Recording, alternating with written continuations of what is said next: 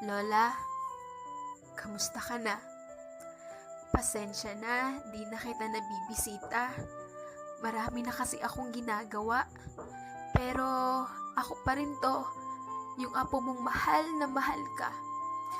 Balita ko, hinahanap mo raw ako. Mismo na raw yakap ko. Naalala mo pa ba? Tuwing hapon, pinaglulutuan mo ako ng merienda.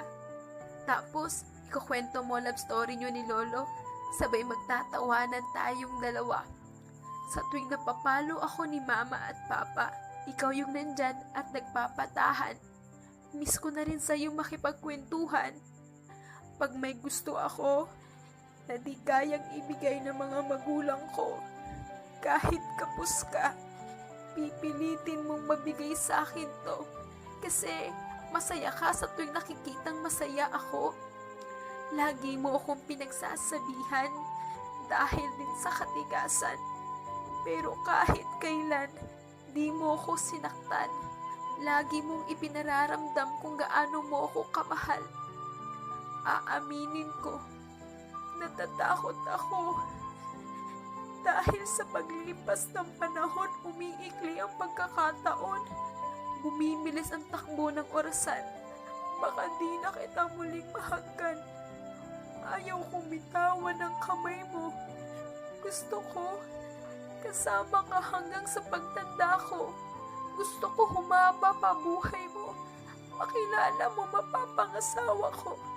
At makita pa ang magiging apo mo. Kung may bagay o gamot na pwedeng gamitin para humaba pa buhay mo, pag-iipunan ko. Marami pa tayong plano. Pupuntahan pa natin ang lugar kung saan mo nakilala si Lolo. Kakantahan pa kita kahit sintonado ako.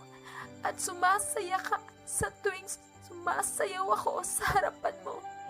Pag nawala ka, wala nang magtatanggol sa akin. Mawawalan din ako ng kakampi at taong umiintindi sa akin. At magpapatahan sa apong iyakin, Lola. Alam ko nanghihina ka na. Ayokong magpaalam ka. Ayokong mamahinga ka. Pero alam ko na napapagod ka na di mo na kaya, Lola. Wag muna. Di ko rin kasi kaya. Marami pa akong pangarap na gusto kong makita mo. Pakiusap naman. Lumaban ka. Lola, mahal.